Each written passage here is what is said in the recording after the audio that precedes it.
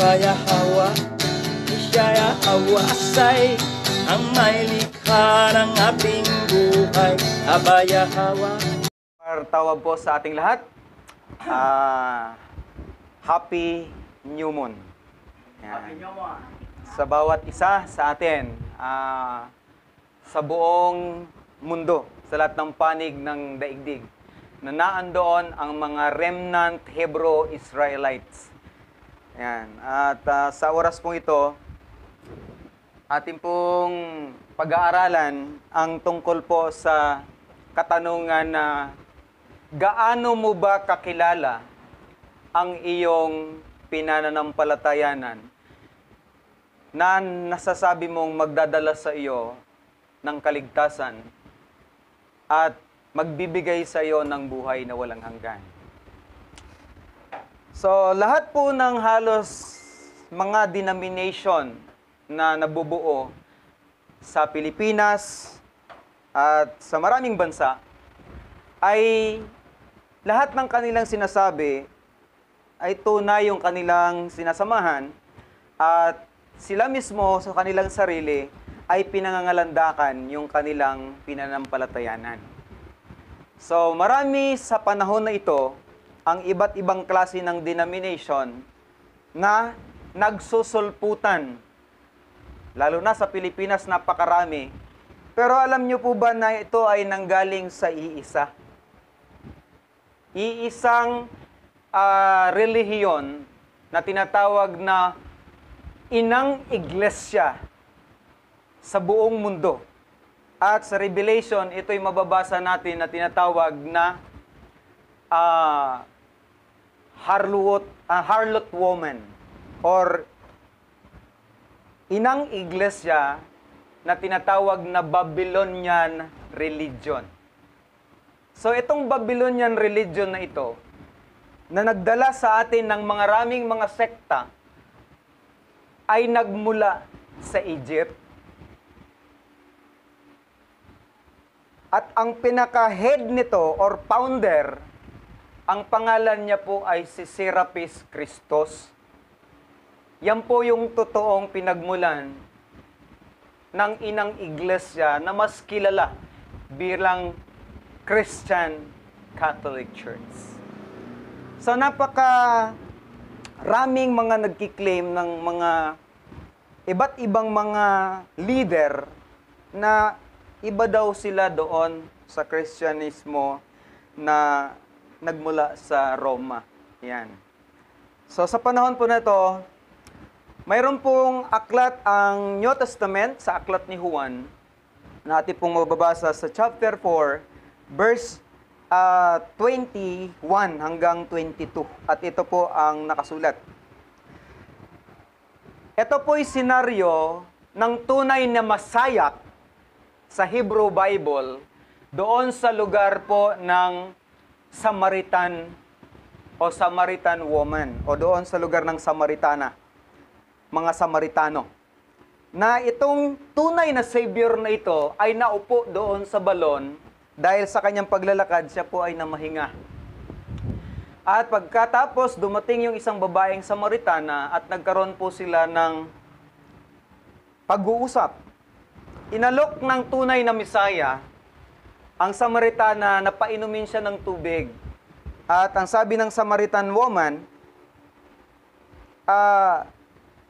paano kayo sasalok na wala naman kayong pangsalok? At sa madalit salita, ang kanilang encounter ay pumunta sa pag-open ng tunay na Mesaya ng pagbibigay sa kanya ng tubig ng buhay. Okay, sa madalit salita, ipinapakilala ng tunay na Mesaya yung kanyang sarili bilang tunay na nagbibigay ng buhay na walang hanggan. So, yun po yung senaryo na yun.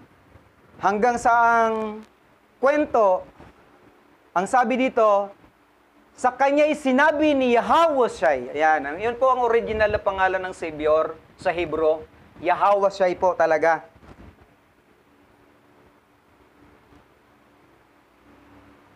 Ang panahon na ito ay naando na po sa malapit sa panghuling yugto ng kanilang usapan tungkol na po sa pinaniniwalaan na may kinalaman po sa relasyon ng creation o nung nilikha sa lumikha.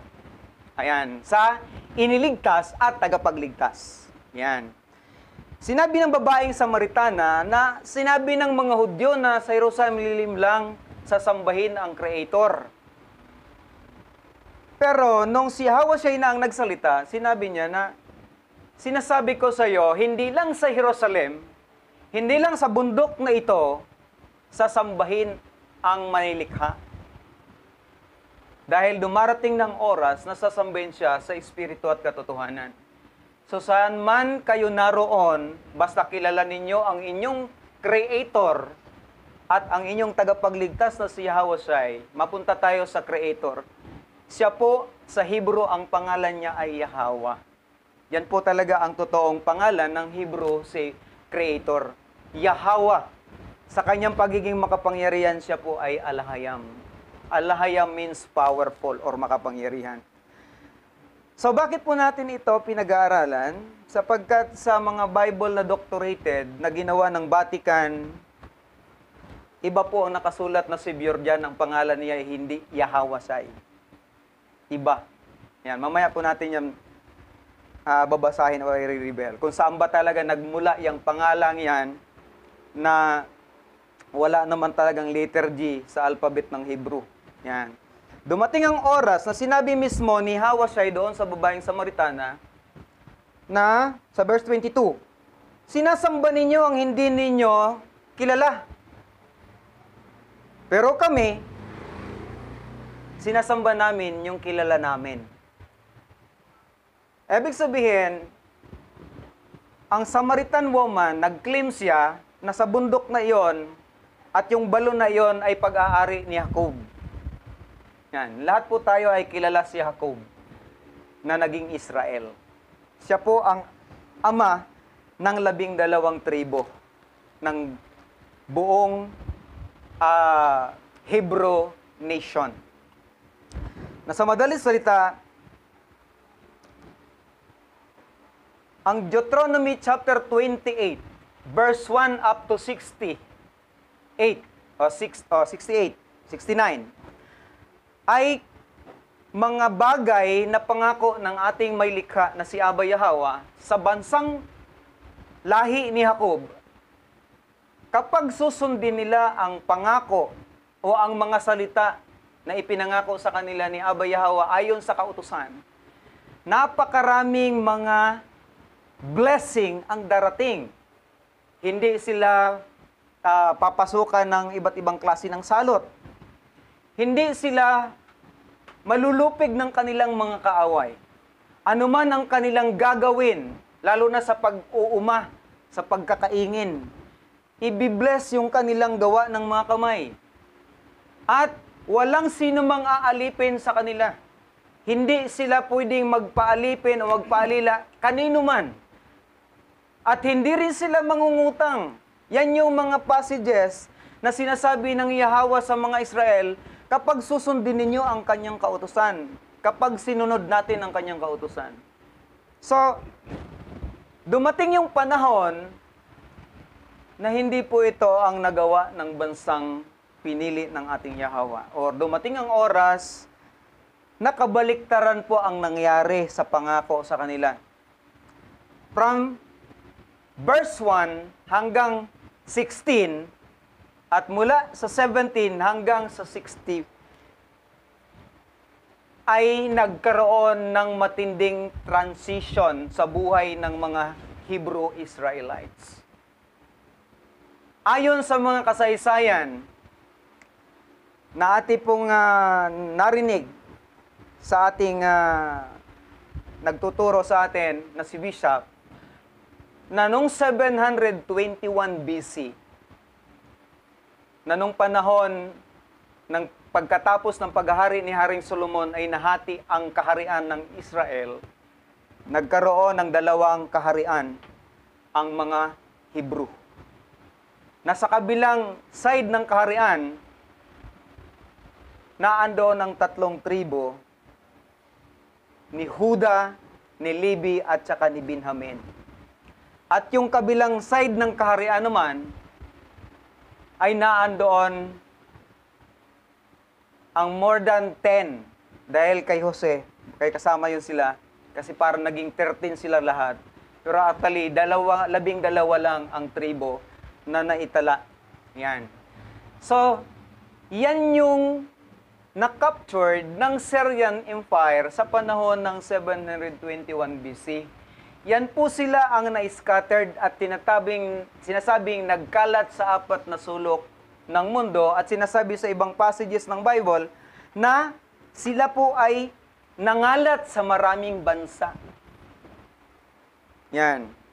Ano po kasi ang pagkakakilanlan ng mga Hebrew sa panahon nila? Ayon po sa mga bilang o sa numbers,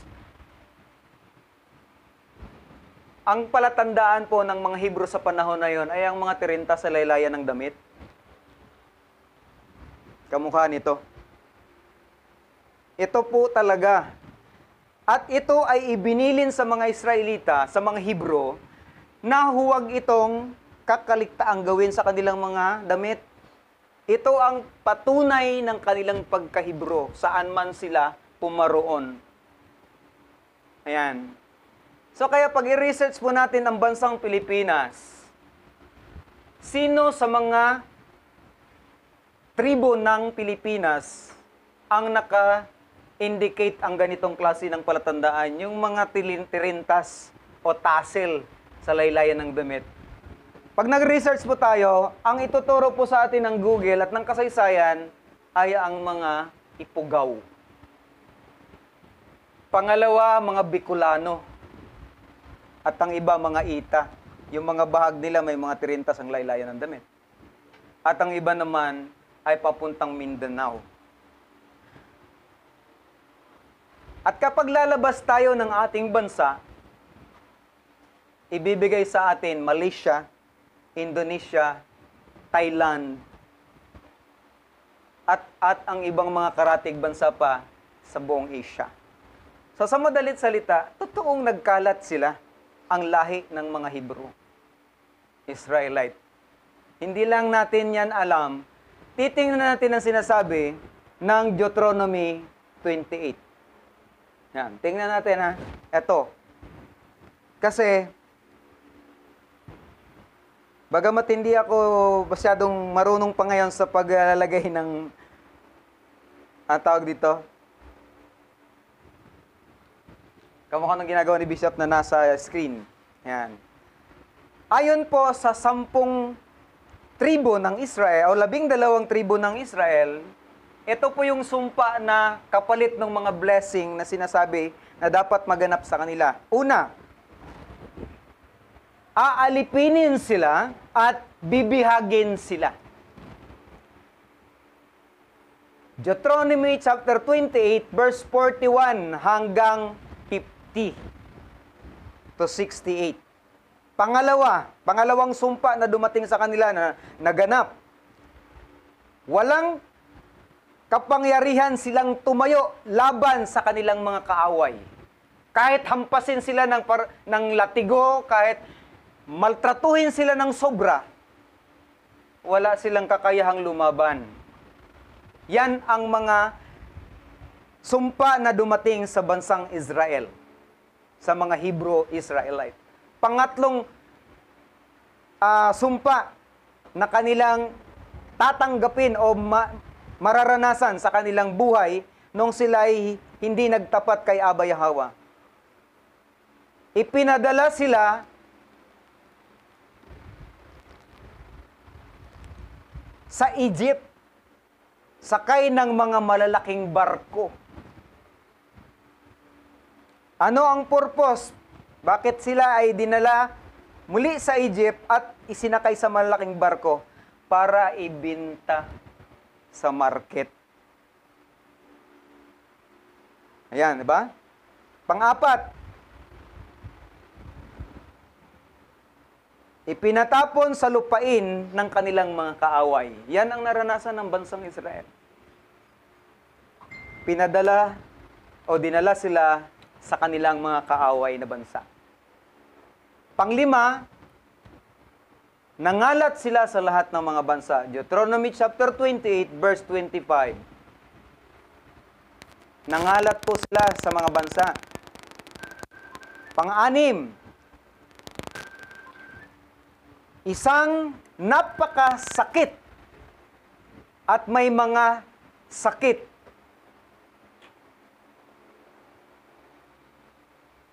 At sila ay minamaltrato. Yun po sa panahon nang naandun na sila sa kanilang mga kaaway, ang tindi po ng kanilang naranasan dito. Kahit may mga karamdaman sila, talagang pinipilit silang magtrabaho. Ayan. And then, pang-pito,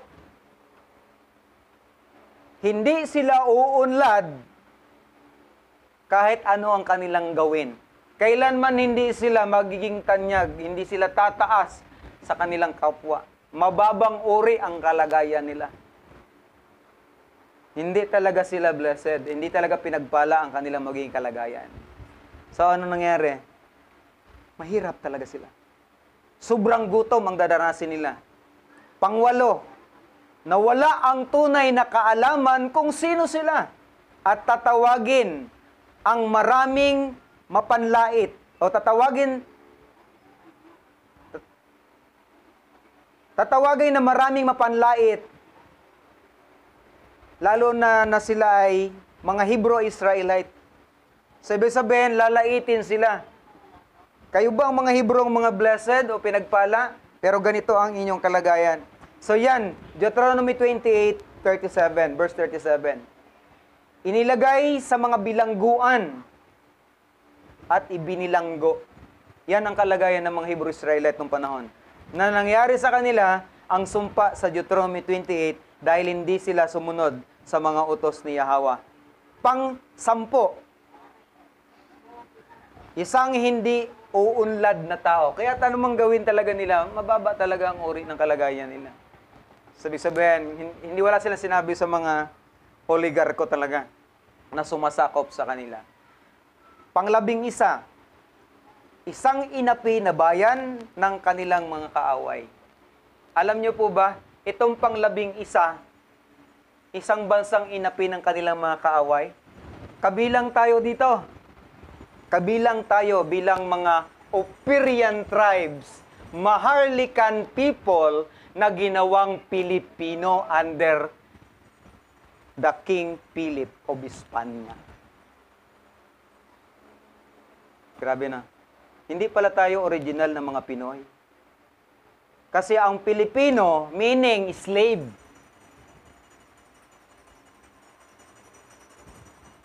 Yung pala, proud tayo maging Pilipino, no? Pero tayo pala ay slave of King Philip under sa paghahari ni King Philip ng Espanya. Bagamat si King Philip hindi natin nakita. Sino lang pumunta rito? Mga Kastila. Okay. And pang-12, napakarelihiyoso at mga membro ng lahat ng relihiyon. Ayan. Ito na po ang masakit. Dahil ang Abba-Yahweh ng Hebrew-Israelite Bible na Tanakh at ang banal na pangalang Yahweh Al-Hayam in Hebrew, at nung siya'y magkatawang tao para ganapin, tuparin niya ang kanyang pangako kay Adan, kung paano si Adan ililigtas sa kanyang pagkakasala doon pa lang sa simula.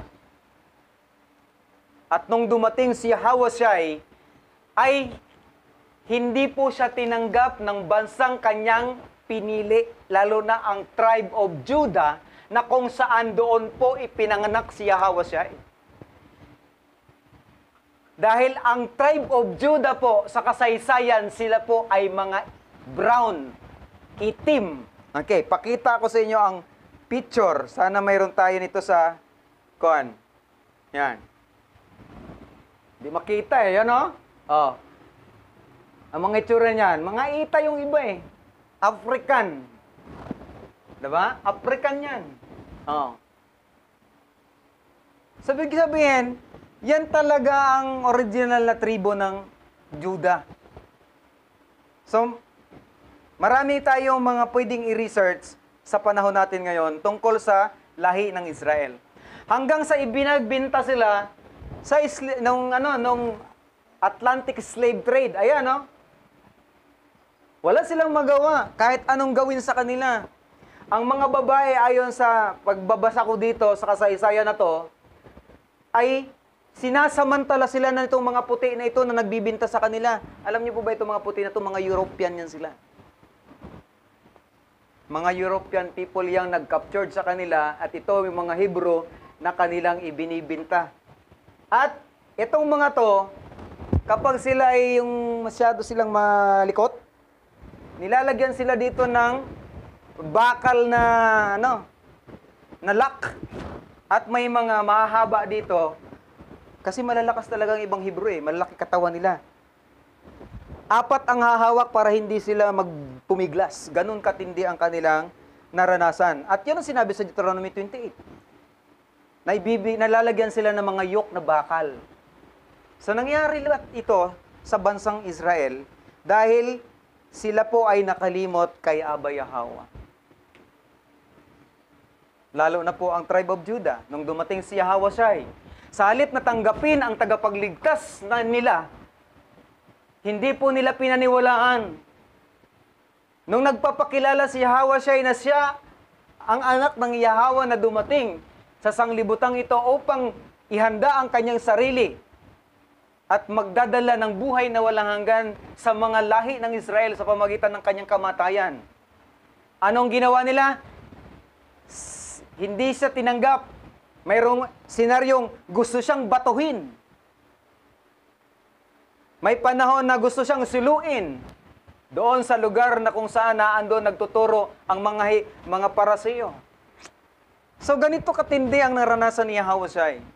At nung siya ay pinaratangan na, at nung malapit na ang kanyang kamatayan, dinala siya sa harapan ni Pilato, ni Poncio Pilato. Ito na yung mga senaryo na iba na ang kwento pagdating sa Doctorated Bible. Na si Yahawashi daw ay pinatay ng mga Hudyo. Tama naman Hudyo naman talaga pumatay sa kanya. Pero ang nagpataw ng kanyang kamatayan ay hindi batas ng Greek. Hindi batas ng Griego. Batas ng Hebrew ang ipinapataw na kamatayan ni Yahawashi. Lagi ko ito nakikinig kay Bishop. Ang isa sa pampataw na parusa sa mga Hebrew ay yung batuhin hanggang sa mamatay ang isang taong nagkasala. Yun yung sa panahon ni Esteban.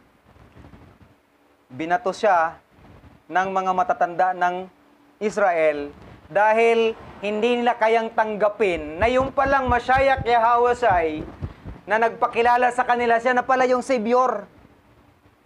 Sinumbatan sila ni Esteban sa Acts sa Book of Acts na siya'y dumating.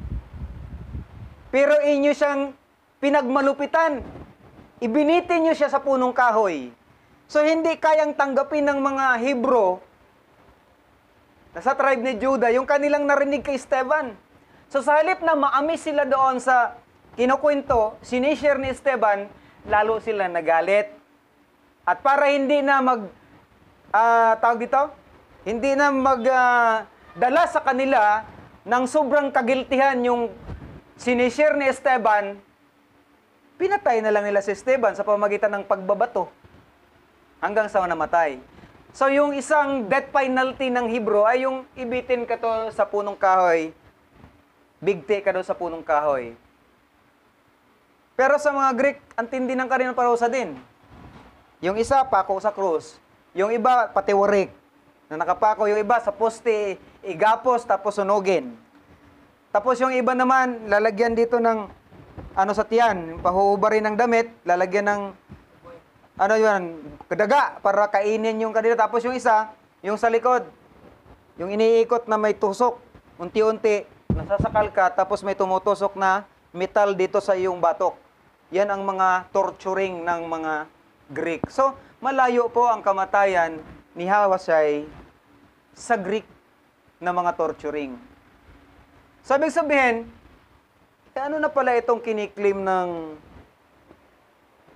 mga relihiyon tungkol dito sa Savior na puti? Sa madalit salita, yung Savior na dumating sa Israel is brown.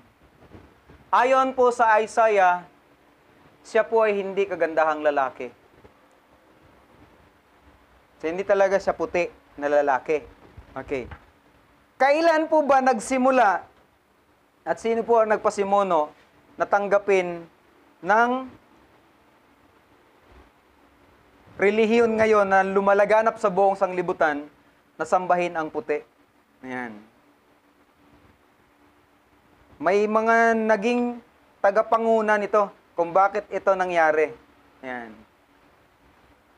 Isa pa. Ayan.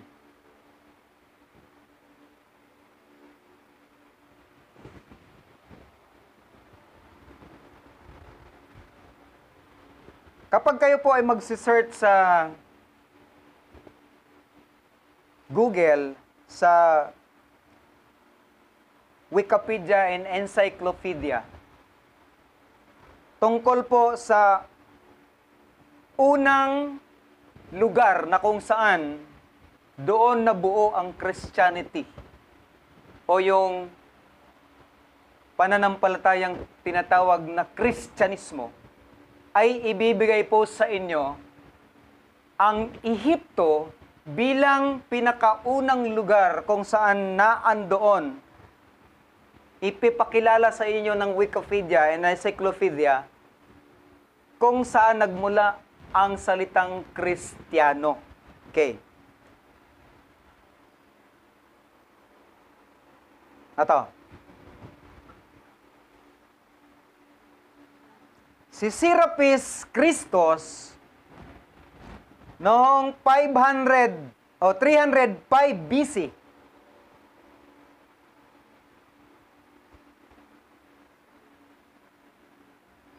lahat ng sumasamba sa kanya ay tinawag na mga Bishop of Christ at tinawag po na Christian ang mga sumasamba kay Serapis.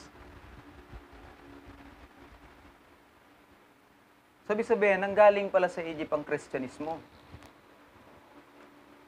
At paano ito napunta ng Roma? Ayon po sa mga kasaysayan, napakaliliit ng letra, hindi ko mabasa masyado.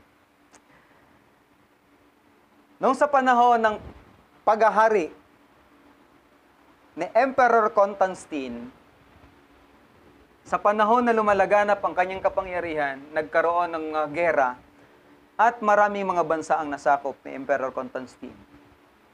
Ang Greece at ang Ehipto. Sa panahon na yon, sa kanyang pananakop, ang Ehipto ay kanilang naging baluarte. O, ibig sabihin, nasakop nila. Sila na doon ang naupo bilang pangunahing nagmamayari ng isang lugar. Ngayon, ang sabi dito,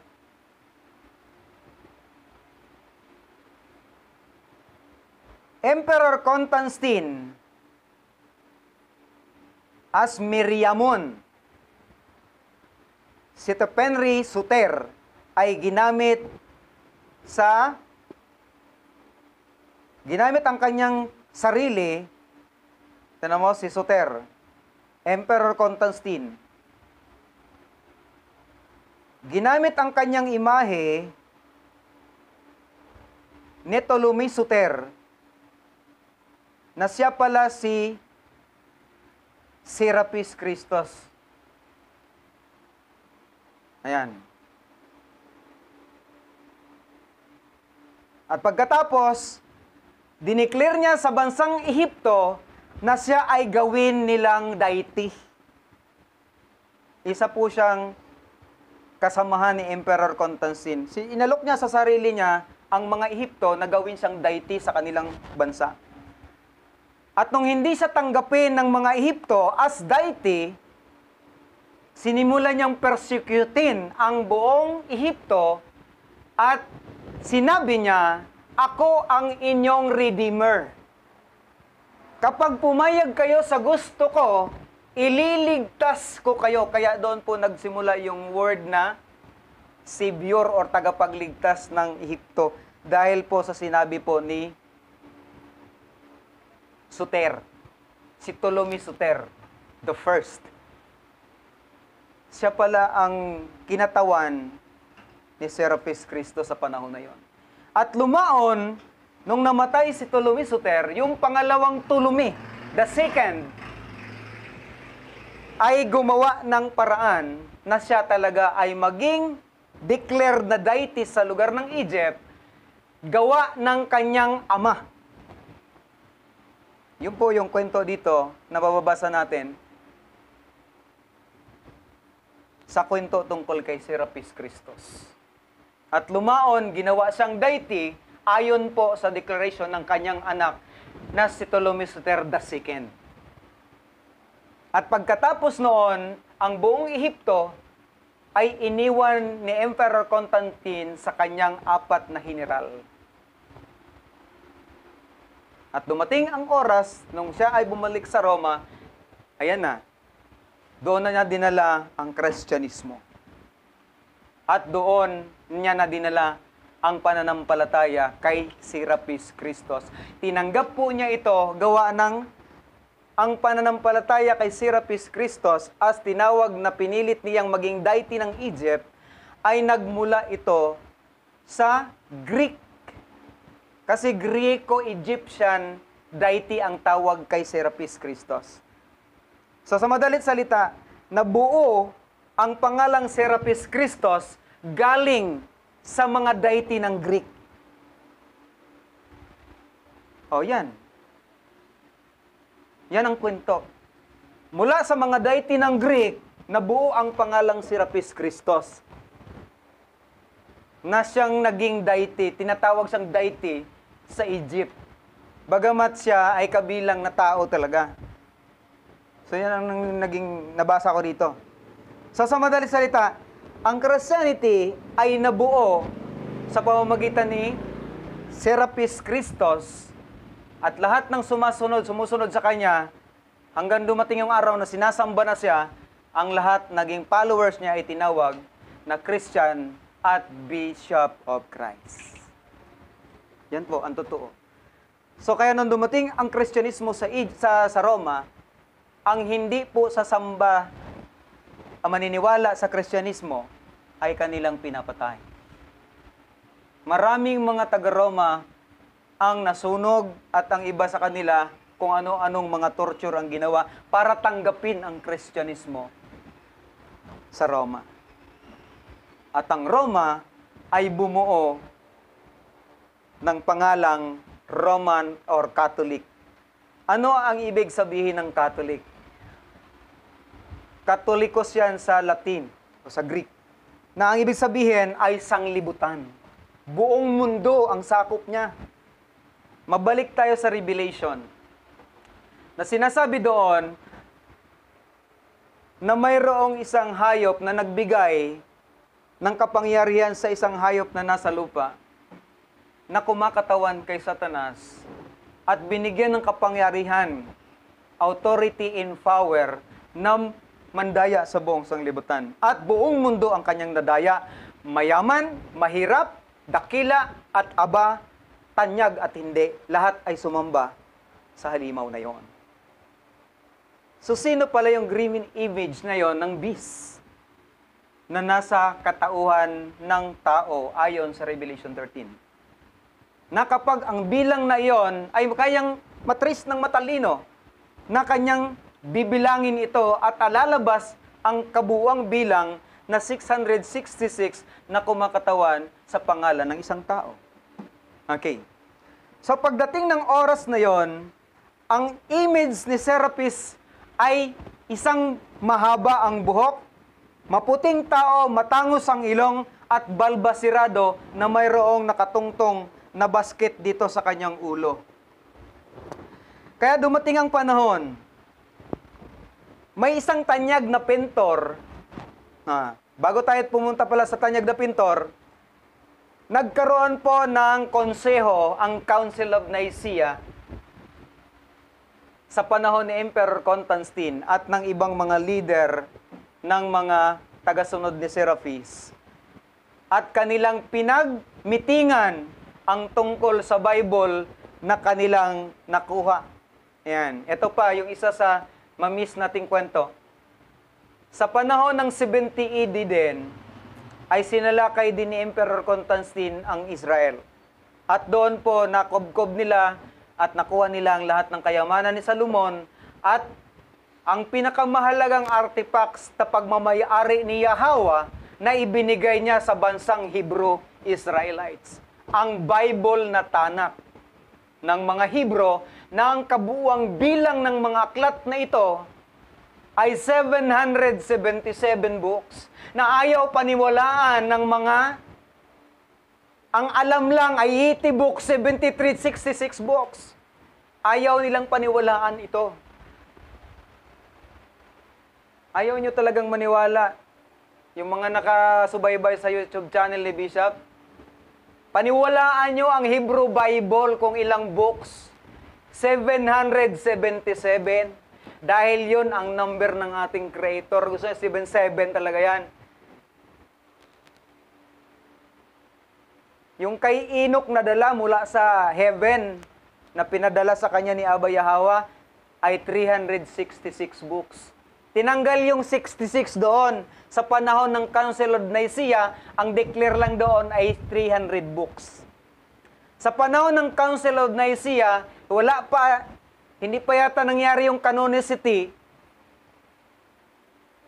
Ang 300 binawasan nila ng 53 books. 53 or more than 43 books. So, kinaltas na, wala pa yung canonicity. At nung dumating yung canon law, eto na nangyari. Yung 300 books sa Council of Nicaea na binawasan ay naging 80 books na lang. At pagkatapos noon, sa mga pari na bumubuo ng Mother Church na tinatawag na Babylonian religion, ay naging 73 books. Binawasan nila ng 7 ang 80 books. At yung nag-reform sila Martin Luther, dahil ayaw nila talaga, nag-rebuild sila sa mga pare, 66 books na lang ang kanilang ginamit. Binawasan naman ng mahigit 14. So makita natin na napakarami na ang binawas sa 777 na Bible ng mga Hebrew. At originally, ang Bible na Hebrew na 777 books ay Hebrew language and ang iba'y Aramaic. Pero ginawa ito sa Greek, sinalin sa Greek, naging Latin, naging English, naging Tagalog, na ang pangalang Abba Yahweh sa Hebrew, dumating ang pangalan sa mga doktor na Bible, iba-iba na ang pangalan at napakarami nila. Kaya pagka nananalangin ako noon, nung nasa samahan pa ninyo ako, lahat yan, apod na tanan ko, sa Ilonggo pa. Kapag nangamuyo ka, kinanglan tanan, imuna mitlangon. Sa Cebuano, kapag ikaw nagapangamuyo, imuna usaron tanan, usalunin mo tanan, ang mga pangan para wala kay makaligtaan. Nasa Hebrew pala, yung word na Lord ay katawagan kay Baal at kay Nimrod. Kapag tinawag mo na Lord ang iyong Creator, hindi pala yan sa Creator naka-address. Kay Baal at kay Nimrod pala yan naka-address. Kapag tinawag mo naman na Panginoon ang iyong Creator at Savior, hindi din sa Kanya yan nakadirekta, naka-address, kundi kay Lupercus as Pan. Nako, nangyari na.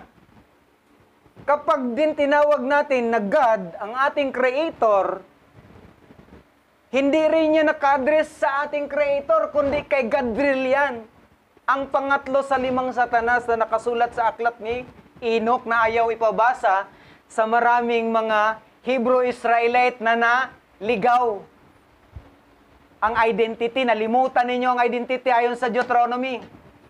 Nalimutan natin. Naging makarelihiyoso tayo. At lahat ng mga relihiyon, naging membro tayo. Ayon sa sinasabi sa Deuteronomy 28:68. Grabe no? kayong mga Hebrew-Israelite na nagkalat sa 4 na sulok ng daigdig na hindi ninyo alam ang inyong identity. Kung saan mang relihiyon kayo, intindihin ninyo na si Abba Yahweh ang tunay na creator. Si Yahweh siya nung siya'y magkatawang tao. At lahat ng pangalan na ating kinilala sa buong mundo, yan ay mga pangalang galing sa mga fallen angel. No, yung Lord kay Baal, kay Nimrod, katawagan niya yan. Aka, Satan yan. Yung Panginoon kay Lupercus yan. Yung God kay Gadriel yan. Yung Yahweh, Nephilim yan. Pero pag isalin mo sa original yan, doon sa Hebrew alphabet, Yewa yan. Doon sa modern Hebrew, Yewa, naging Yahweh yan. Kasi gusto nilang palabasin ang pangalan ng fallen angel. Sabi nga ni Bishop, si Inky yan sa ibang mga pangalan o identity. Sumunod, yung Diyos ay galing yan sa pangalang Dionysos or Zeus ng Greek mythology. Pagdating sa Savior, from Serapis image, humanap talaga sila ng halos maging kahawig din ni Serapis. Sinong nahanap nila ayon sa Encyclopedia at Wikipedia? Si Cesare Borgia ang mukha. Sino ang kausap dito ni Cesare Borgia at ng tatay niya na si Alexander Borgia? Sino dito ang nakakakilala? Kay Leonardo da Vinci. Si Leonardo da Vinci ay sculptor, engineer, architect, at higit sa lahat, siya po ay historian din. Siya ay magaling magpinta. Pintor po si Leonardo da Vinci. Siya po ang kumuha ng image ni Cesare Borgia na maging mukha ng kanilang gagawing savior na mula sa katauhan ni Serapis. Bakit? Katauhan ni Serapis. Yung dulong pangalan kasi ni Serapis, ang siyang dulong pangalan ni Isos. Kasi wala pang liturgy nung panahong dineclare siya sa Council of Nicaea. At ang declaration sa Council of Nicaea tungkol kay Isos Christos, siya ay bagong Diyos na araw ng mga pagano. So, sun God pala siya, Diyos na araw pala siya, si Isos. Noong 1524, nagkaroon ng liturgy sa pamamagitan ni Gian Giorgio Tresino na ipasok ang liturgy, inalis ang I, kaya naging Jesus po yan. 1525 naman, sinimulang i-arrange ni William Tyndale ang Bible hanggang 1535. Nabuo yung kanyang pagsusulat sa Bible, pagtranslate. Kaya nung kanyang i-translate ito, ipinasok niya na yung Jesus kasi mayroon ng liturgy. Di ba? So yan po yung kasaysayan, yan po yung nagaganap, yan po yung nangyayari. Na ayaw po nating tanggapin dahil nakatatak na sa atin, kumbaga sa kinalawang na tayo sa Kristyanismo dahil ito po ay hindi po natin ito alam na minana lang natin ito sa ating mga magulang. Ngunit ang ating mga magulang, kung babalikan natin, yung kasaysayan ng pagpasok ng mga Kastila dito, katakot-takot po na mga persecution ng kanilang naranasan. Una, nakipagkaibigan muna nung unang mga panahon. Nakipagkaibigan sa kanila, nakipagbartira ng mga paninda. Pero after 100 years, nagsimula na po silang maghari dito sa Pilipinas. Naglagay na sila ng mga kapitan, naglagay na sila mga gobernador, naglagay na sila ng mga mayor. Upang alilain na ang bansang Maharlika. At dumating yung panahon, nung sila ay inalipin na, pinasusunod na sa kanilang colonialism system, ang mga babae pinagtatanim ng tabako at kukutahan. Kailangan sa isang buwan o sa isang taon ay kumuta kayo ng 10 tonelada. Bawat isang tao sa inyo, makaani kayo at makapagpatuyo kayo ng tabako. Kapag hindi umabot ang kuta na na binigay sa iyo, kawawa ka, lalatiguhin ka buong maghapon. Ganon katindi parusa sa kanila.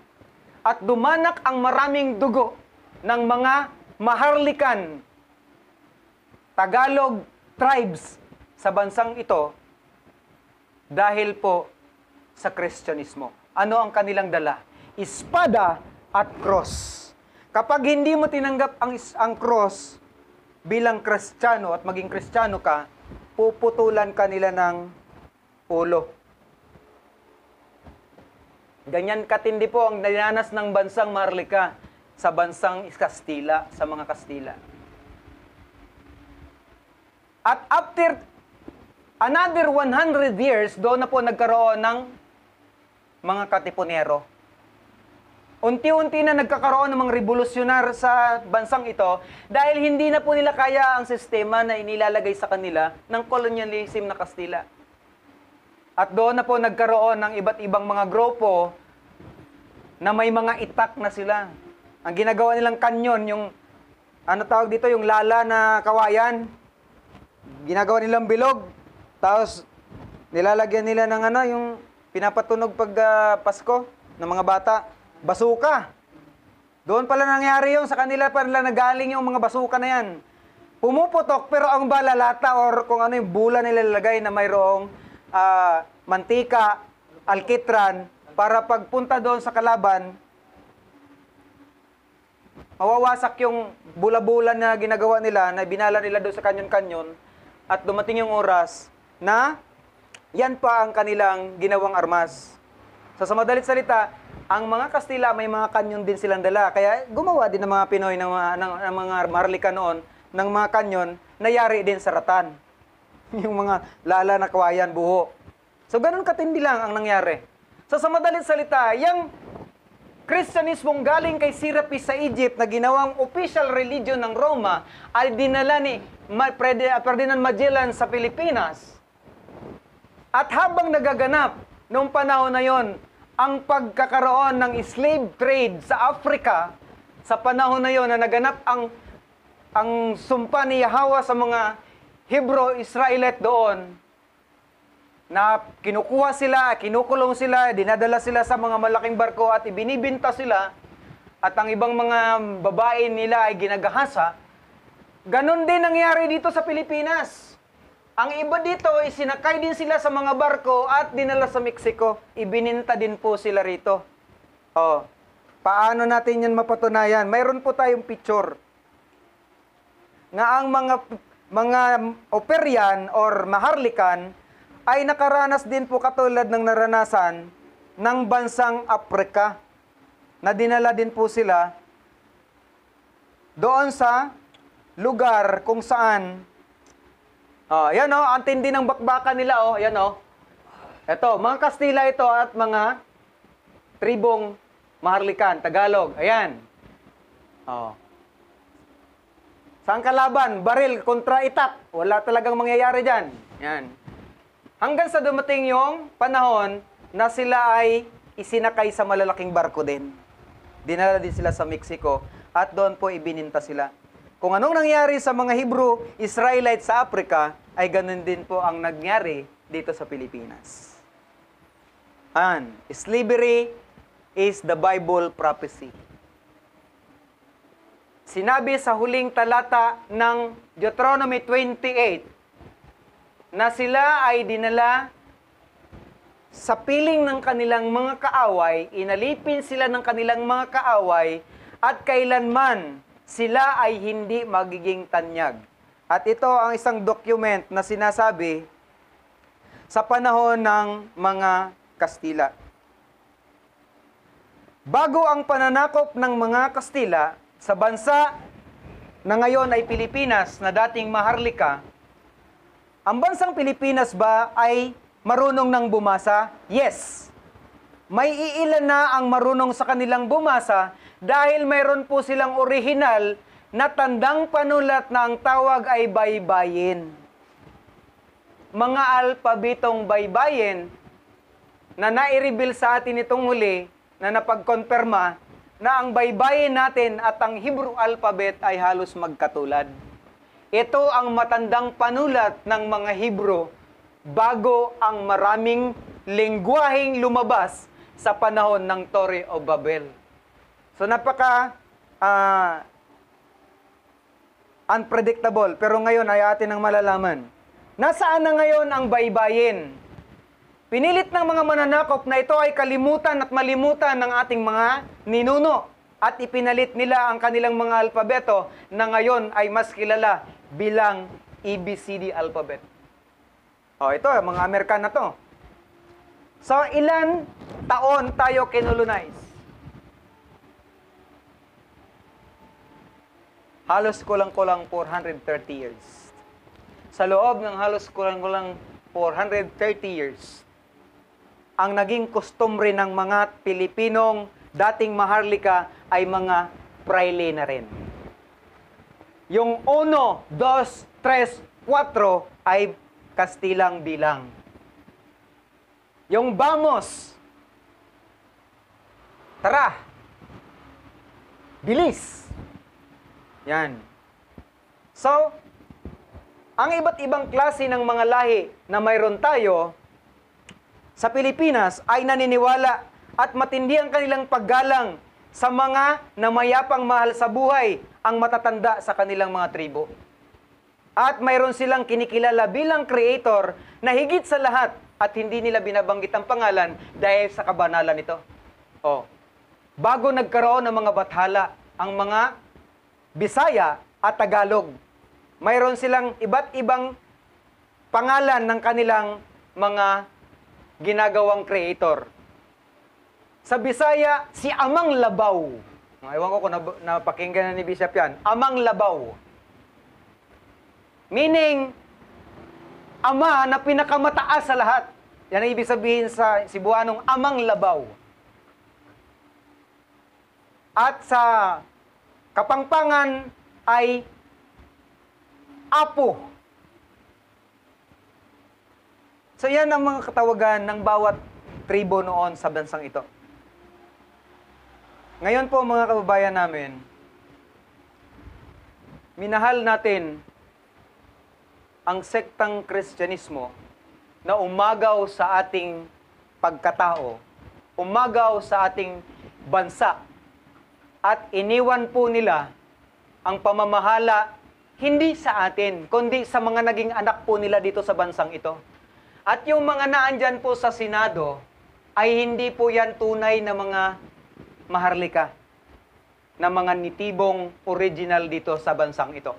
Yan po ay mga anak at lahi ng mga Kastila na naipanganak sa bansang ito, na iniwan nila at dinala nila sa ibang bansa at pinabalik dito upang muling umupo at pagharian ang bansang ito.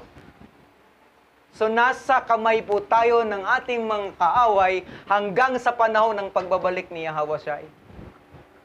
Kaya ang bansang ito, ano't anuman ang ating gawin, sila lang ang magiging mayaman. Chismis po ito, nalaman namin sa Facebook. Ang kardinal ng Mother Assembly or Church ng Sangkakristyanuhan dito sa bansang Pilipinas ay may milyon-milyong halaga ng pera sa BPI Bank. Tapos naghihirap ang ibang mga Pilipino. Ang kanilang propaganda, sila ay tumutulong at may charity sa mahihirap at mga balo, pero ang kanilang mga pera ay umaapaw sa kanilang mga bulsa. Ganon katindi ang korupsyon na itinanim sa atin ng mga Kastila. Ano ba talaga ang layunin ng mga Kastila nung tayo'y sinakop? Una, ipakilala ang mga created nilang mga savior at higit sa lahat deity na mga fallen angel. Dahil alam nila na ang bansang ito ay mayroong lahing Hebrew na hindi nila alam. Sa madalit salita, para mangyari na mapahamak sila ayon po sa plano ng kanilang mga magulang, ang mga fallen angel na nahulog. Wala naman talagang gusto ang mga fallen angel na Satanas kundi ang buong lahi ni Adan ay totally madala nila sa impyerno at sa pagkakasala, na alam nila na once na nagkasala kasi ang tao na lahi ni Adan, may parusa kay Abaya Hawa. Ang kasalanan talaga ay paglabag sa kautusan ni Abba Yahweh at alam ng mga fallen angel na paparusahan ang mga nagkasala. Pero hindi niya alam na tapos na binayaran ni Yahweh ang lahat ng kasalanan ng mga lahi ni Adan. Kaya lang, sa bawat paggagawa natin ng kasalanan na alam nating si Abba Yahweh na at tayo'y nasa katotohanan, may palo po ang ating Ama Abba Yahweh sa atin bilang mga tagasunod niya at anak niyang nagkakasala. So linawin na po natin mga kababayan, ang Kristyanismo pong dinala ng mga Kastila, yan po ay hindi po yan talaga officially nanggaling sa Hebrew belief. Yan po ay nanggaling po sa pagan Babylonian belief. Na mula sa umpisa, ang Babylonian religion ay lagi pong kontra yan sa Hebrew belief. Even nga si Daniel, di ba? Sa panahon ni Nebuchadnezzar ng Babylonia, yung unang naging king kay Haring Nebuchadnezzar, pinagbawalan nga si Daniel na manalangin sa kanyang creator. At sa kanyang ginagawang pananalangin na minsan nahuli siya ipinatapon sa kuweba ng mga leon. Pero nangyari, pinatikom ni Abba Yahweh bibig ng leon kahit gutom. Iniligtas niya si Daniel dahil ipinapakita lang ni Abba Yahweh na siya ang may-ari ng lahat ng nilikha. Kaya niyang pasunurin ang kanyang mga nilikha. So sa madalit salita, balik tayo sa ating Creator Abba Yahweh in the Hebrew name at Hebrew Bible na Tanakh na 777 books na sa panahon natin ngayon ay mahigit 120 books ang ating napag-aaralan kasama ang mga aklat ni Enoch, aklat ni Adan na naando ng base information para lubusan nating makonfirma ang tunay nating pagkakakilanlan at ang pagkakakilanlan ng ating Creator Abba Yahweh Elohim at ni Yahweh na tagapagligtas. At maging sa Revelation, di ba? Sa Revelation chapter 1, sabi doon, yung magbabalik na King of King as Savior na umakyat sa langit, na siyang magbabalik. Ano ang sabi doon? Puti ang kanyang buhok. Sa English, white like a wool and snow. Wool siya, kulot na puti, nakamukha ng niebe. Ang kanyang binti ay katulad ng burunsing dinaan sa apoy, na parang nasunog sa apoy. Isang makinang na bronze, makinang na metal na copper. Ganyan ang kulay ng coming Savior, coming King, na siya walang iba kundi si Abba Yahweh ang nagkatawang taos, Yahweh. Na sa Doctorated Bible, ginawa siyang Jesus. Na ang Jesus ay nagmula sa pangalan ni Isus, Seios, at ang dulong pangalan niya ay galing sa dulong pangalan ni Serapis, the founder of Christianity, at ginawang official siya na Savior dito sa Bibliang dinuktor, na magkakaiba ang salin, iisa lang ang Bible na yan, pero magkakasalungat ang interpretation, at higit sa lahat, nabuo ang mga Bible na yan sa dagdag bawas. 66 books ang huli, at ang mga protestante ay tinatawag ng mga Katolik. Alam niyo po ba mga protestant, kabilang kami dyan sa inyo noon? Ang tawag sa inyo ng Catholic Church ay man-made religion. Pare-pareho naman talaga yan eh. Sulputang mga sekta na sinasabing iba sila kaysa Katoliko. Ang Katoliko na iba lang talaga dahil may mga rebulto sila. Pero naman, ang mga man-made religion naman na born again or iba-ibang klase sekta, ay may mga leader na nag-declare na sila din ay mga prophet. Ayan. O ano sabi sa Bible? Ni Yahweh na ginawa talagang Jesus sa doctorated. Sa kanyang pagbabalik, may mauuna sa kanya. Ano ang gagawin? Ipapakilala na siya ang Messiah. Hindi po Antichrist. Kasi sa original Hebrew, anti-Mashiach po ang nakalagay. So, anti-Mashiach po yung dumating na hindi si Yahweh ang tinanggap at ipinakilala. Kundi, yun yung anti-Mashiach, na siya yung may mark of the beast. Siya yung taong may pangalan na katumbas ay hayop or halimaw. Mga kababayan po namin, maraming salamat sa inyong pagsubaybay at patuloy na pagtangkilik sa mga aral ng Kingdom of Yahweh, Born Again Messianic Montalban Chapter. Ito po ang totoo, Born Again Messianic. Hindi po Born Again Christian.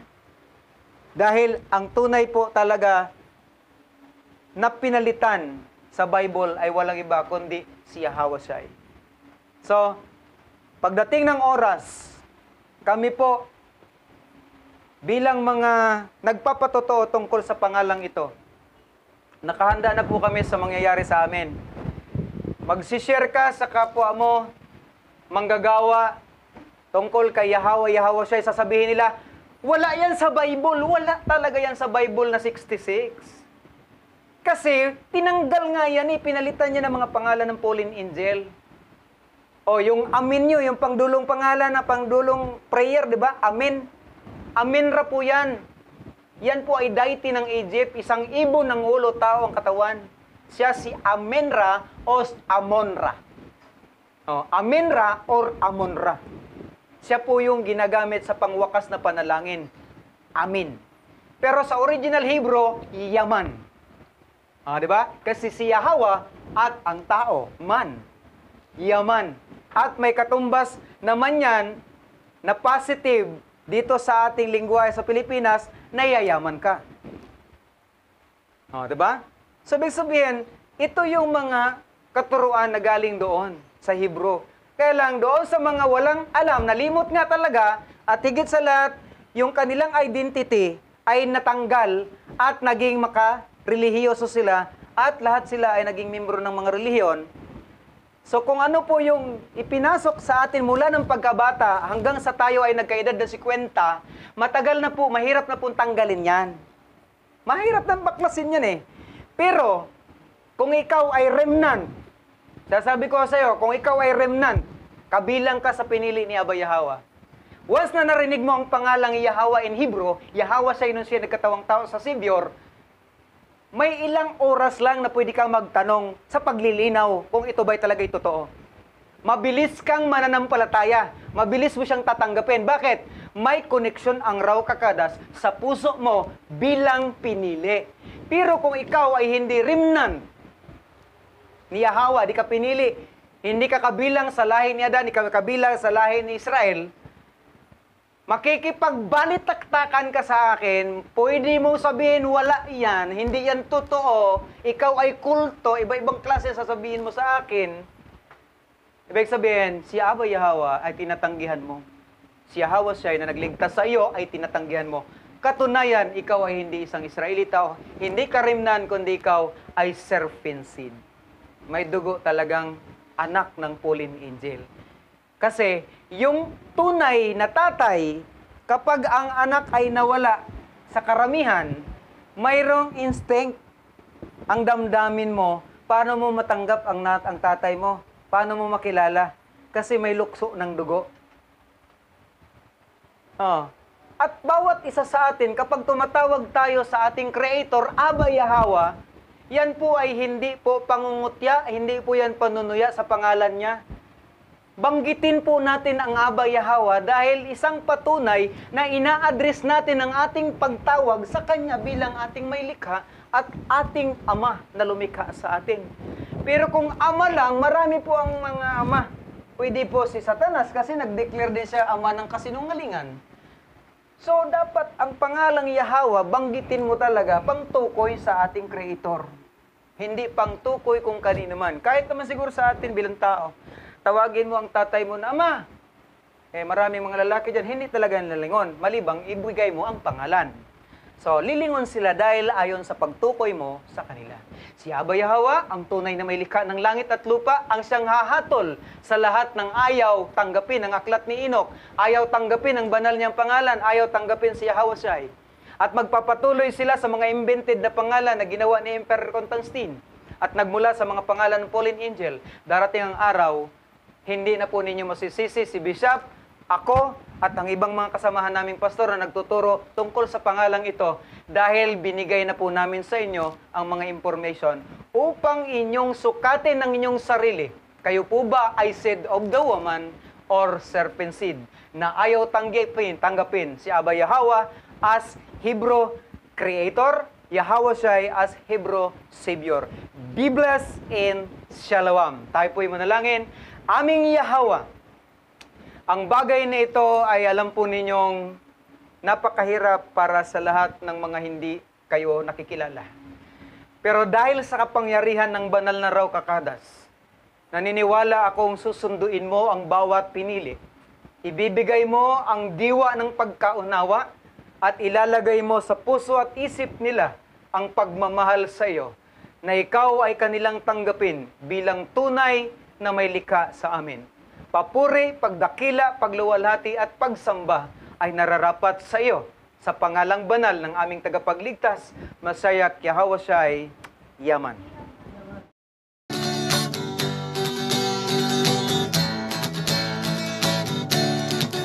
Abba Yahweh, siya Yahweh Asay, ang may likha ng ating